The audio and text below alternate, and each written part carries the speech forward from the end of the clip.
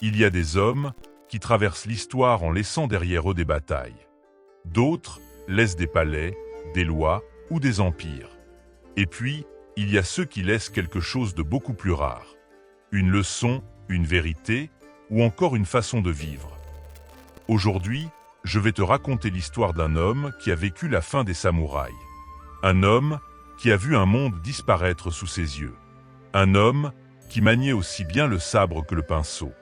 Un homme qui a servi l'empereur du Japon et qui, après une vie entière consacrée à devenir plus fort, a découvert que le plus grand combat ne se livrait pas sur un champ de bataille, mais dans son propre esprit. Son nom était Yamaoka Tesshu, et son histoire pourrait bien changer la façon dont tu regardes ta propre vie. Avant de commencer, si comme moi tu apprécies les philosophies des samouraïs, les enseignements du zen et les sagesses anciennes qui peuvent encore nous guider aujourd'hui, je t'invite à t'abonner à la chaîne Le Samouraï Sage.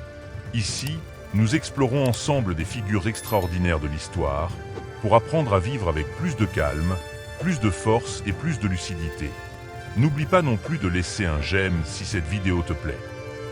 Et maintenant, ferme les yeux un instant et imagine le Japon du 19e siècle.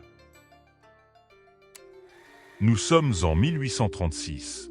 Le Japon est encore gouverné par le shogunat Tokugawa.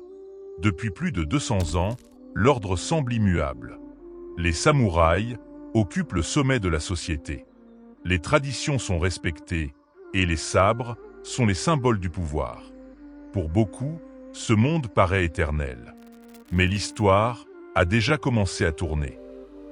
À l'horizon apparaissent les navires occidentaux. Le Japon, longtemps isolé, va bientôt être forcé de s'ouvrir au monde. Sans le savoir, tout un mode de vie approche de sa fin.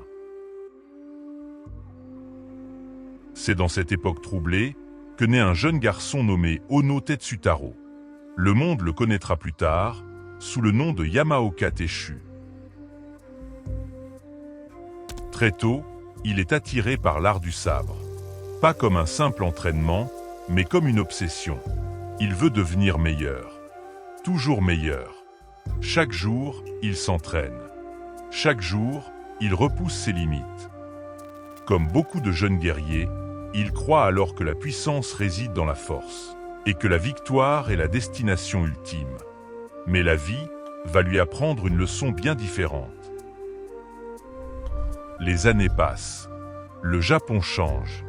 Et bientôt, le pays bascule dans une période de bouleversement sans précédent. Le pouvoir du shogun vacille et les partisans de l'empereur gagnent en influence. Les tensions deviennent de plus en plus fortes. Puis vient l'inévitable, la guerre civile. L'époque que l'on appelle aujourd'hui la guerre de Boshin. Partout, les anciennes certitudes s'effondrent et le Japon des samouraïs touche à sa fin. Les sabres qui dominaient autrefois les champs de bataille vont bientôt être remplacés par les armes modernes. Pour beaucoup de guerriers, c'est une tragédie. Pour certains, c'est même la fin d'un monde. Mais c'est précisément dans ce chaos que Yamaoka Tesshu va accomplir l'acte le plus important de sa vie. En 1868, la ville d'Edo, l'actuelle Tokyo, risque d'être ravagée par les combats. Des milliers de vies sont menacées et le sang pourrait couler dans les rues. À cet instant critique, Tesshu accepte une mission extrêmement dangereuse. Traverser seul les lignes ennemies pour rencontrer les représentants des forces impériales. Et ainsi, tenter d'éviter un massacre. Imagine la scène. Un homme sans armée, sans aucune escorte, sans garantie de revenir vivant, marchant vers ceux qui pourraient le tuer à tout moment. Non pas avec un sabre dégainé, mais avec le courage de la négociation. L'histoire retiendra que ces discussions contribuèrent à permettre la reddition pacifique d'Edo. La ville fut épargnée et des milliers de vies furent sauvées. Et voilà déjà une première leçon. Parfois, le plus grand acte de courage n'est pas de se battre, mais c'est justement d'empêcher le combat. Après la restauration de l'empereur Meiji, Tesshu entre au service du nouveau gouvernement. Il devient un proche de l'empereur et occupe plusieurs fonctions importantes à la cour impériale. Mais malgré les honneurs, malgré le respect et malgré sa réputation grandissante. Quelque chose continue de le tourmenter, car au fond de lui demeure une question. Pourquoi n'est-il toujours pas en paix? Pendant des décennies, il poursuit sa quête. Il étudie le zen, il médite, il s'entraîne sans relâche.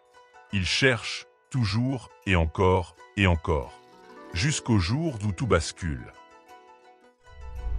À l'âge de 45 ans, après une vie entière de discipline, après des milliers d'heures passées à perfectionner son art, il connaît ce que les maîtres zen appellent un satori, un éveil, pas une vision mystique, ni un miracle, mais une compréhension profonde, brutale, évidente, comme si un voile tombait soudain devant ses yeux. Il réalise alors que le véritable ennemi n'a jamais été en face de lui, mais que le véritable ennemi était son propre ego. Et c'est à partir de ce moment que naissent les enseignements qui feront sa renommée. Premier enseignement, le véritable adversaire est intérieur. Pendant des années, Teshu voulait être le meilleur, le plus fort, le plus respecté.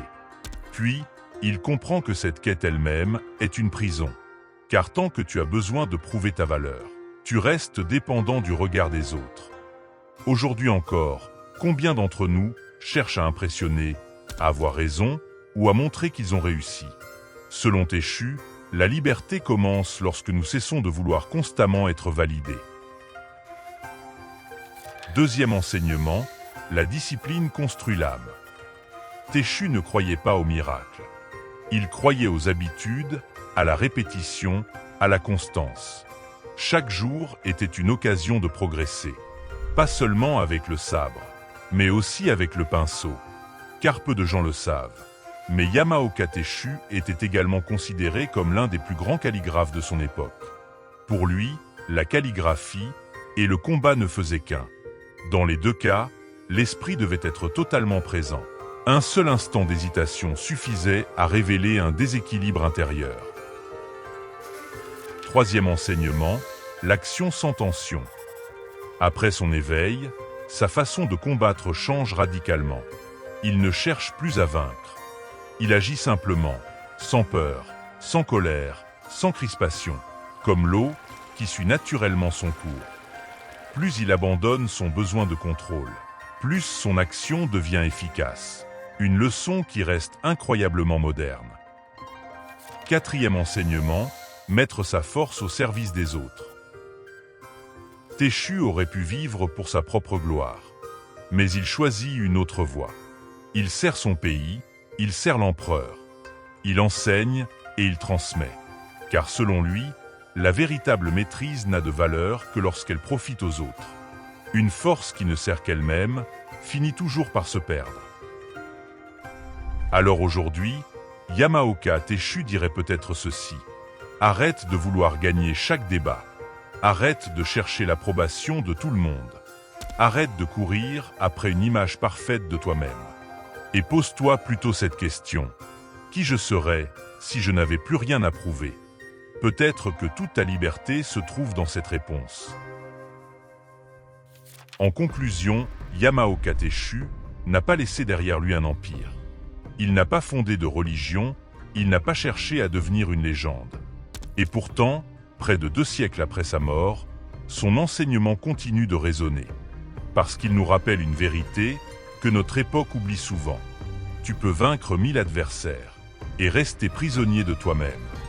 Mais celui qui apprend à maîtriser son propre esprit possède une force que rien ni personne ne peut lui enlever.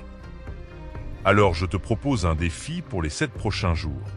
Chaque soir, prends 1 minute et demande-toi. Aujourd'hui, ai-je agi pour prouver quelque chose ou ai-je agi en accord avec mes valeurs? Si tu relèves ce défi, écris simplement Teshu dans les commentaires. Je les lirai avec attention.